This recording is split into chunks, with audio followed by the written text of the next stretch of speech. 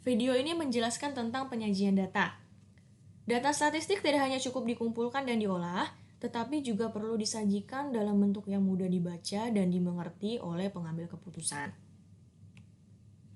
Penyajian data bisa dalam bentuk tabel atau grafik dengan keuntungan bahwa data tersebut akan lebih cepat ditangkap dan dimengerti daripada disajikan hanya dalam bentuk kata-kata atau narasi. Tujuan penyajian data itu memberikan gambaran yang sistematik tentang peristiwa-peristiwa yang merupakan hasil dari penelitian atau observasi. Kemudian dapat lebih cepat ditangkap dan dimengerti, memudahkan dalam pembuatan analisis data, membuat proses pengambilan keputusan lebih cepat, tepat, dan akurat. Contohnya misalkan, seorang manajer perusahaan ingin menganalisis kecenderungan peningkatan penjualan dengan melihat grafik penjualan yang menunjukkan kecenderungan menaik. Berdasarkan grafik itu, ia dapat memperkirakan berapa jumlah barang yang akan diproduksi, berapa tingkat permintaan pasar, dan berapa jumlah barang yang akan dijual.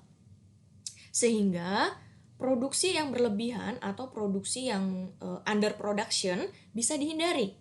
Dengan kata lain, penyajian data dalam bentuk tabel ataupun grafik akan membuat proses pengambilan keputusan lebih tepat, cepat, dan akurat. Penyajian data dengan tabel. Tabel adalah kumpulan angka-angka yang disusun menurut kategori-kategori sehingga memudahkan dalam pembuatan analisis data.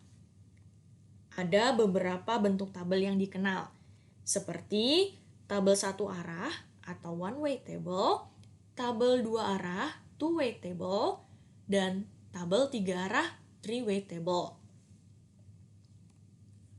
Tabel satu arah.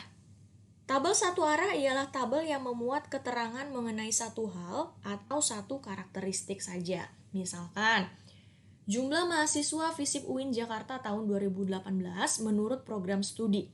Yang ditulis di sini, yang diberikan informasi yang diberikan hanya satu karakteristik, ya, yaitu program studi. Mahasiswa program studi ilmu politik jumlahnya 46, mahasiswa program studi HI jumlahnya 158, mahasiswa program studi sosiologi jumlahnya 78. Ini disebut tabel satu arah. Kemudian ada tabel dua arah. Tabel dua arah ialah tabel yang menunjukkan hubungan antara dua hal atau dua karakteristik.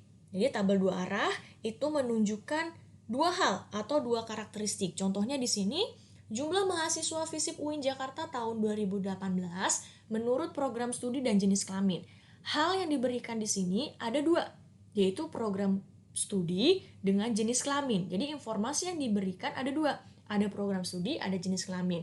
Mahasiswa program studi ilmu politik dengan jenis kelamin laki-laki 22, dengan jenis kelamin perempuan 24. Nah, data yang seperti ini diberikan dalam bentuk seperti ini disebut tabel dua arah.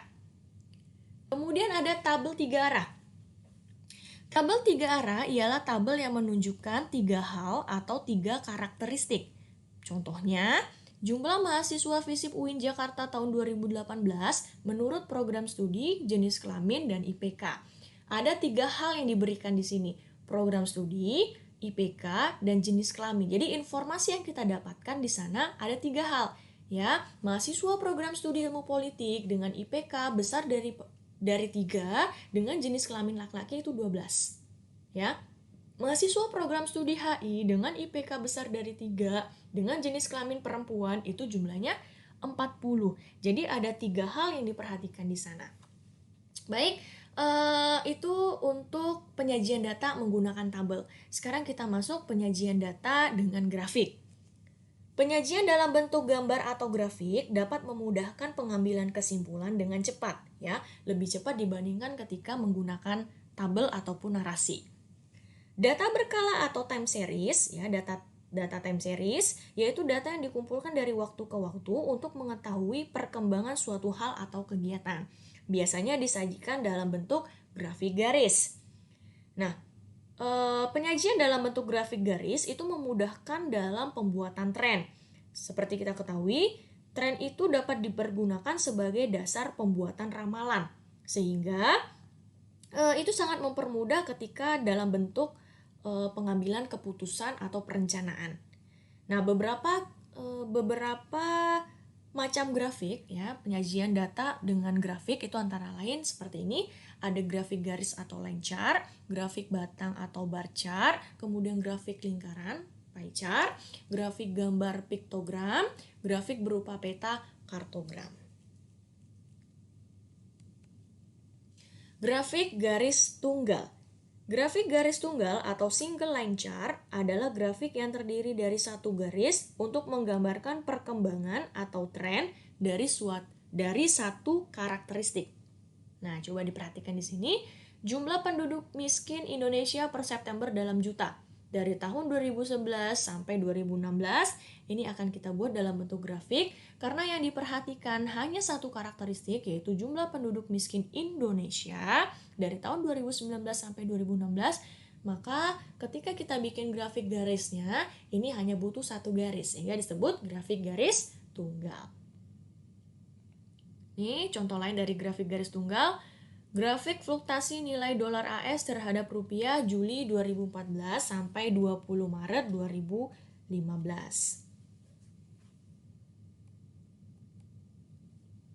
Grafik garis berganda. Grafik garis berganda atau multiple line chart adalah grafik yang terdiri dari beberapa garis untuk menggambarkan perkembangan beberapa hal atau kejadian sekaligus. Misalnya, di sini kita mau melihat perkembangan penjualan toko terang ya dari waktu ke waktu. Ya, jenis barangnya udah lebih dari satu di sini. Ada televisi, AC, dan kulkas.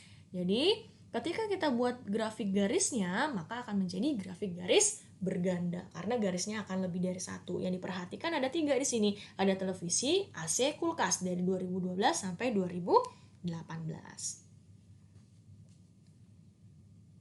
Oke, kita masuk yang kedua, grafik batang. Ya, grafik batang tunggal. Sama halnya, grafik batang tunggal itu yang diperhatikan hanya satu karakteristik. Di sini, persentase balita menurut tenaga penolong kelahiran di Indonesia tahun 2019. Jadi yang dilihat di sini penolong kelahiran. Di sini bisa dibuat dalam bentuk grafik batang tunggal.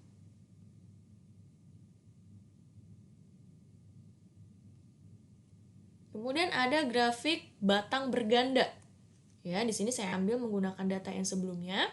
Penjualan toko terang saya ambil tahun 2019, 13 dan 2014-nya. Nah, karena diperhatikan ada 3 di sini ya. Di sini yang pink untuk televisi, yang orange untuk AC, yang sedikit orange ya ini warna kunyit ya. Warna kunyit ini kulkas ya. Jadi ada 3 yang diperhatikan di sini. Itu grafik garis berganda. Kemudian ada grafik lingkaran, ya. Grafik lingkaran atau yang biasa dikenal dengan pie chart. Ya. Pie chart modelnya seperti ini, ya. Pie chart. Kemudian ada grafik dalam bentuk peta seperti ini. Oke, baiklah, sampai di sini video kali ini. Saya ucapkan terima kasih atas perhatiannya. Wabillahi taufik wa hidayah. Assalamualaikum warahmatullahi wabarakatuh.